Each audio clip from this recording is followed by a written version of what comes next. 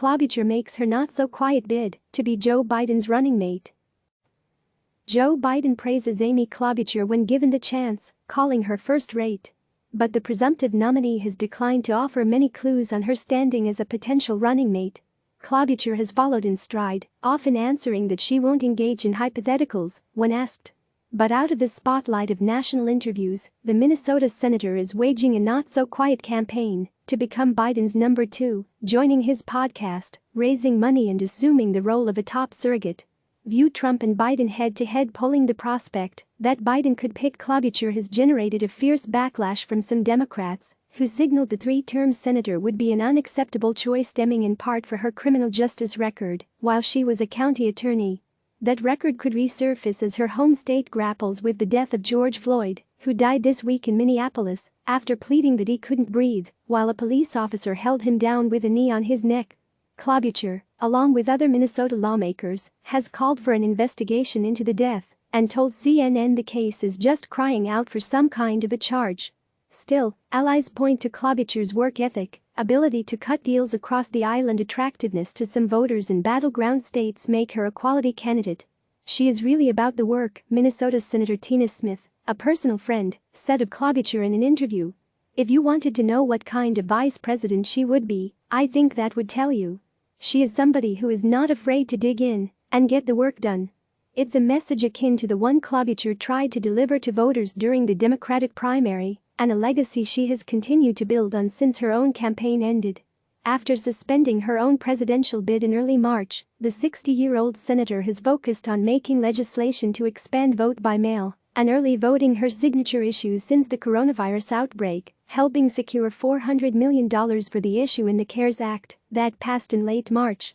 She also has worked to get $47 million for domestic violence survivors and has sounded the alarm on the toll the virus may take in rural areas around the country. Her work comes as the Biden campaign has started vetting potential vice presidential picks.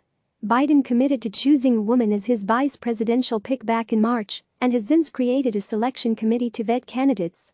His committee, he says, is looking at more than a dozen possible picks that includes numerous women of color and former 2020 rivals like Klobuchar. And an early move that helped separate her from the pack, Klobuchar was the first 2020 primary candidate with a number of delegates to announce she would endorse Biden. She insisted that Biden could bring the country together and build a coalition of Democrats, independents, and Republicans because we do not in our party want to just eke by victory. We want to win big.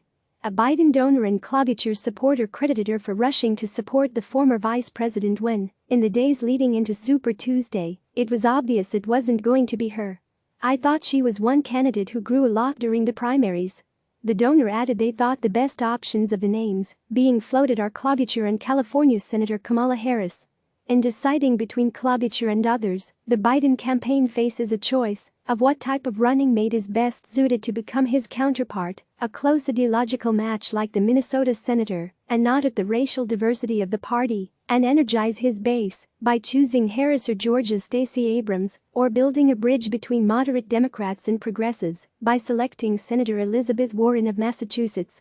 As Biden's committee works on vetting potential picks, Klobuchar has been virtually active across multiple facets of the campaign, from appearing on his podcast to headlining a Women for Biden town hall. Most notably, the senator has held video fundraising calls for Biden, and during one, she raised $1.5 million in one night from her own network. She's definitely positioned herself as a workhorse and a valuable member of a potential team, a Biden supporter said of Klobuchar's work to CNN in an interview. The fact that she raised so much money for Biden by doing these 2 phone calls, I think bodes well for her, said the source who is not involved in the selection committee. I think the vice president has a long-standing relationship with her and is very fond of her. I know the campaign is as well, said Ken Martin, chairman of the Minnesota DFL party and a vice chair of the Democratic National Committee. In Klobuchar, Biden would also gain a senator who is widely recognized as someone who can work across the aisle to get deals done, cementing the reputation of being a favorite among Republicans. Comparing Klobuchar's abilities to Biden himself, Smith pointed to the work he did as vice president in 2009 to ensure the stimulus bill to address the recession passed Congress, using relationships he had built during his own time in the Senate. Smith likened that to bills Klobuchar shepherded by working closely with Republicans, from getting money for voting issues in a recent coronavirus-related stimulus package to federal funding for a fatal bridge collapse in Minnesota back in 2007. Once I came to the Senate myself and I could see firsthand those relationships, which are genuine relationships built on trust and respect. It's why she's been able to get things done so effectively, she said. I would think that he would look to Amy and say she's got those qualities. Smith, a former Minnesota lieutenant governor, learned what it meant to be someone's number two as a mentee of former Vice President Walter Mondale. She believes Klobuchar would do well in such a role. Those close to Biden have said loyalty and a personal connection are critical to him when choosing a running mate, hoping to mirror his own relationship with former President Barack Obama. If you think that loyalty is about the walk, not the talk, you can look at what Amy does, and I call that loyalty, Smith said.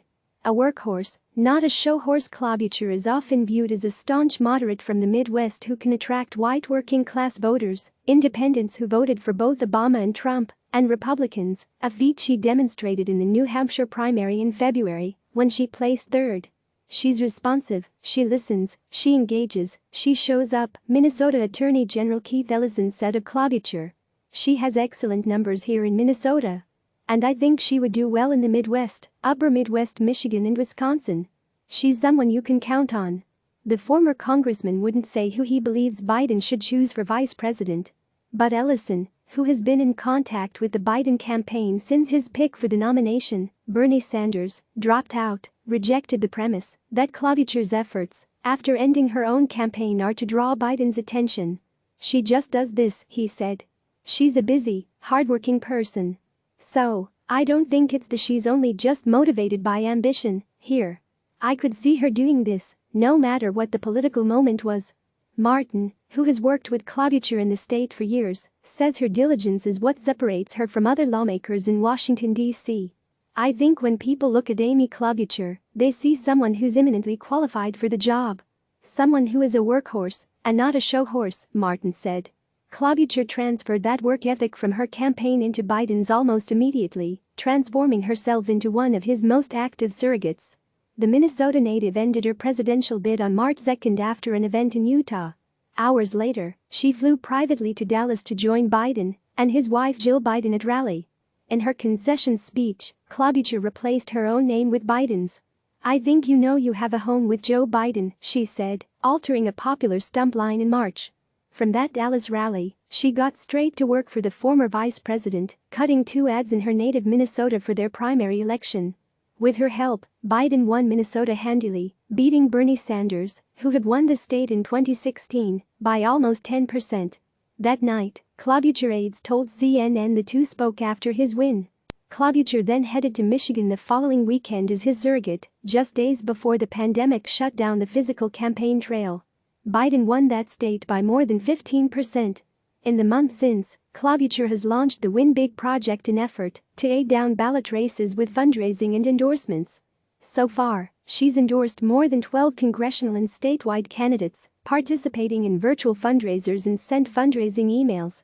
Potential challenges still, Klobuchar faces opposition from forces outside the selection committee, strained relationships held over from the primary election, African Americans and progressives. Klobuchar's record on race and criminal justice from her time as Hennepin County attorney was put into the spotlight during her primary campaign, during which she was unable to build a broad coalition of support across racial lines. During the primary, Klobuchar was hit on her reliance on grand juries to investigate police-involved killing and not prosecute cases herself if charges weren't referred. As Minneapolis now deals with the death of Floyd, its most high profile in a number of years, Klobuchar said it's better for individual prosecutors to make the decision, not grand juries. She has faced the most criticism on the case of Mayan Burrell. In 2002, Klobuchar's office prosecuted and eventually sent Burrell to prison for life for the killing of 11-year-old Tyesha Edwards.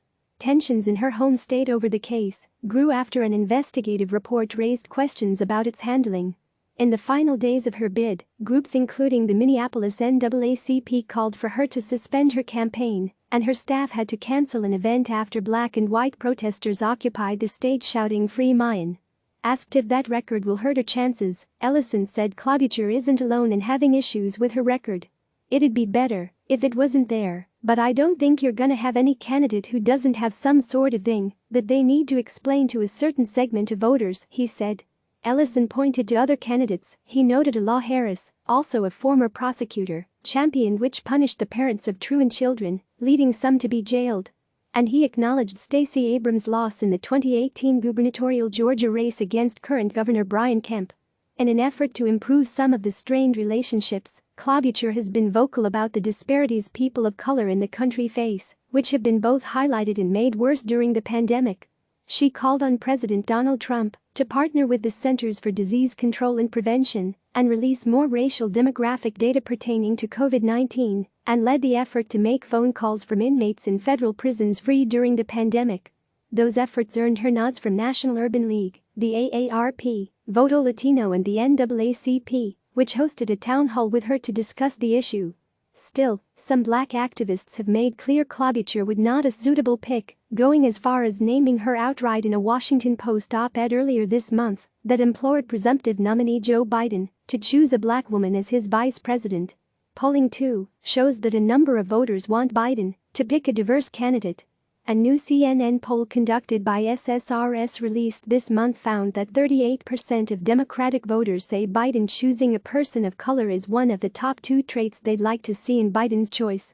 Latasha Brown, co-founder of Black Voters Matter and co-author of the Washington Post op-ed, said a reason Klobuchar won't bring that enthusiasm to the ticket is because she's billed herself as a candidate who can pick off Republican voters, not pick up all voters from diverse background.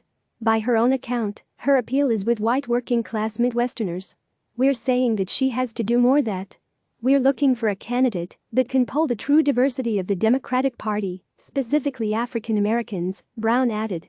She has not been an exciting candidate or leader for the black community in Minnesota, touching again upon her prosecutorial record. Klobuchar's office did not respond to CNN when asked about a relationship with the black community. Black voters have long been the backbone of the Democratic Party, with 93% turning out for Obama in 2012 and 89% in 2016 for Hillary Clinton. Brown was clear that black people make up large populations in Midwestern cities, where Klobuchar is thought to have the most impact, and a candidate needs to engage those constituents as well. She added that part of the reason black voters supported Biden in South Carolina was his ability to attract white voters. We supported him thinking that he could pull them and solidify them. I'm not so sure of the value Klobuchar adds to ticket unless the Democratic Party is only trying to court working-class white folks, Brown said. She said that it's less about Klobuchar individually, whom she called smart and qualified to be president, but more about meeting the moment. COVID-19 has ripped through the black community and reignited calls for transformative policy for those who suffer the most. I want somebody that is not just the experience of how to get a bill passed, but I want somebody with the specific, explicit expertise of how to build a country and government that creates policy that is actually inclusive. Biden himself has not committed to picking a black woman, telling CNN's Dana Bash, "There are women of color under consideration, and there are women from every part of the country under consideration, because there are a lot of really qualified women that are ready to be president. But I'm not making that commitment. I'm going to make that judgment after in fact this group goes through interviewing all these people." The party's left also could pose a problem for Klobuchar, who during the primary rejected the call to run on the progressive leftist policy like Medicare for All proposal and pushed for more moderate policies like creating a public option and lowering prescription drug prices. Rebecca Katz, a progressive Democratic strategist, told CNN that while Klobuchar's might be a closer ideological match with Biden, she wouldn't stoke enthusiasm or drive turnout from the left like other potential running mates. Katz is in favor of putting Massachusetts Senator Elizabeth Warren on the ticket. It's hard to make the case that Amy Klobuchar would help the ticket and bring out the voters who stayed home in 2016, Katz said. I think folks are a little weary, and the ticket needs real energy. Just because you say you're going to win big doesn't mean it's going to happen. Click subscribe to receive the latest news.